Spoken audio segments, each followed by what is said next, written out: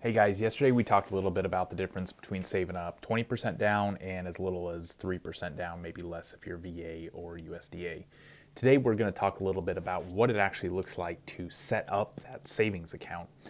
Now, if you're anything like me, if I have just my checking account, my savings account, and money gets moved into the savings account but doesn't really have like a job or a place that it's going, I'll borrow from that savings account when needed.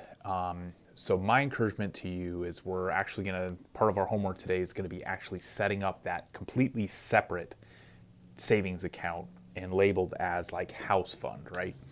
So the reasoning behind this is if we're just lumping money with our normal savings account and we're not really having a purpose or tracking behind that, at the end of a year, there's a really good chance that that savings not really actually going to go up. What we're looking at is we're wanting to systematize this, so we actually treat our house fund account as like a bill.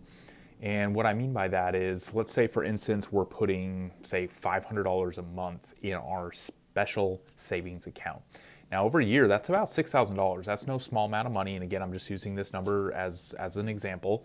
And let's also say in that year, maybe you get a $2,500 tax refund. You sell some things around the house for another $1,500, and then maybe you get some overtime or a bonus during the year at your job. And now, between saving $500 a month for a year and those other things I listed, you've got $12,000 sitting in your bank account. That's enough for a down payment on a house in 1 year. And if you're anything in a world like I am, a year goes by quick these days. So, again, it's not necessarily about how much money you're putting aside, it's about the habit of doing this. So, my recommendation, again, the homework, we're going to be setting aside, we're going to be creating a separate savings account. And if you guys have any trouble coming up with that, just let me know. That should be pretty simple. Most bank accounts these days will let you set up a separate account to move stuff into. And then I want you to get very systematized on how you're actually depositing those funds.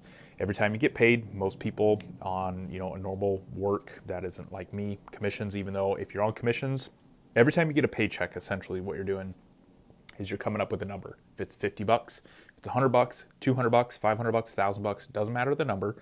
Whatever's comfortable, whatever you're maybe a little bit out of your comfort zone, but still doable. That's not going to cause you to not have money for food. But I want you to treat it like a bill.